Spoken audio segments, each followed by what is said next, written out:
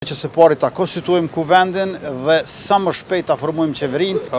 Do të ketë shumë prej emrave të cilët tashmë i kam prezantuar edhe unë edhe Glau Konjufca në vjeshtën e vitit kaluar.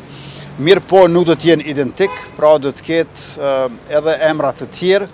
Ne po përgatitemi që së pari ta konstituojmë kuvendin dhe sa më shpejt ta formojmë qeverinë, sepse siç e dini, i kemi 3 marrëveshje ndërkombëtare me Bankën Botërore dhe njëkohësisht e kemi edhe planin e rritjes me Bashkimin Evropian që është 882,6 milion euro, e që duhet sa më parë ta miratojmë në Kuvendin e Republikës, pa harruar natyrisht ato që kemi më së shumti përgjegjësi, obligim, por do thosha edhe preferencë, e kjo është buxheti për vitin 2026.